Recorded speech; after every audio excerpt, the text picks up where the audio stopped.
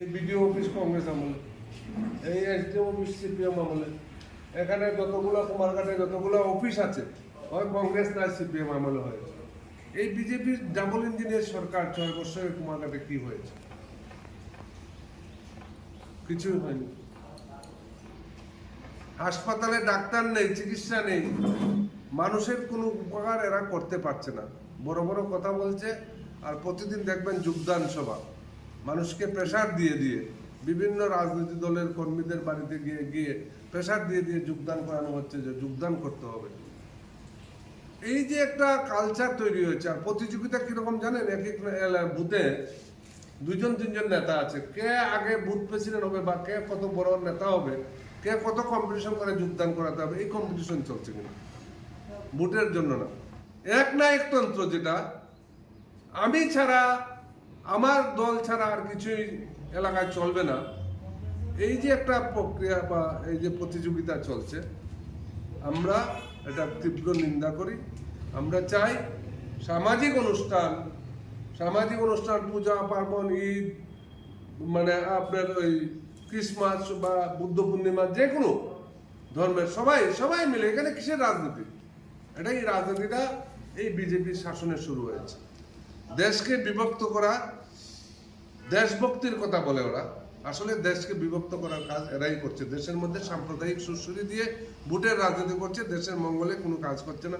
গ্যাসের দাম, ওষুধের দাম, সব কিছুর দাম বেশি, মানুষ আজকে বাঁচার কোনো রাস্তা পাচ্ছে না।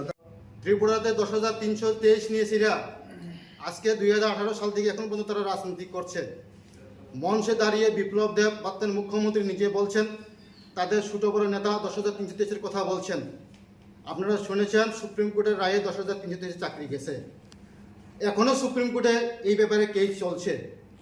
এখানে তারা দোষারোপ করছে বামফ্রন্ট সরকার নাকি অবৈধভাবে চাকরি দিয়েছে। আমি এই কথা বলতে চাই যে রিভাইজ এমপ্লয়মেন্ট পলিসি বামফ্রন্ট সরকার তৈরি করেছিল সিনিয়রিটি মেরিট কাম নিডি। এই আইনকে কিছু সংখ্যক ছেলে মেয়ে চ্যালেঞ্জ করেছিল, এই আইনটা অবৈধ। হাইকোর্ট এবং সুপ্রিম কোর্ট এই আইনটাকে অবৈধ বলে স্বীকৃতি দিয়েছে। যাই হোক, বামফ্রন্ট সরকার তৎকালীন মেনে নিয়েছে। এখন প্রশ্নটা হলো, আমাদের সংবিধানের সমান অধিকার আইন আপনারা জানেন আর্টিকেল 14 সমান অধিকার, সবার জন্য সমান অধিকার। তো সবার জন্য যদি সমান অধিকার হয়, 58 রিট পিটিশনকে ক্লাব টুগেদার করে জাজমেন্ট দিয়েছিল। যে লোকগুলা চ্যালেঞ্জ করেছিল বামফ্রন্ট সরকারের আইনটাকে, ওই লোকগুলা ওই আইনে চাকরি করতে পারে, এটা নিয়ে চ্যালেঞ্জ করেছিল। আমার কাছে ফাইল আছে, অরিজিৎ দেব একটা ছেলে, যে লোকটা এই আইনটাকে অবৈধ বলে চ্যালেঞ্জ করেছে, সে ওই আইনে কি করে চাকরি করতে পারে। তখন হাইকোর্ট বলেছে সিমিলার শব্দ কি অনেকে বুঝে না। সিমিলার শব্দ হলো সমান।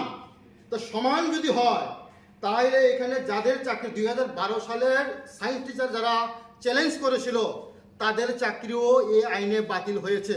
আমার প্রশ্ন হলো, ওই যাদের চাকরি 41 জন যাদের চাকরি বাতিল হয়েছে, তারা সব বিজেপিতে সামিল হয়েছে। সুপ্রিম কোর্টে বলেছে যে সাম অফ দ্য টিচার সিমিলার সিটুটেড।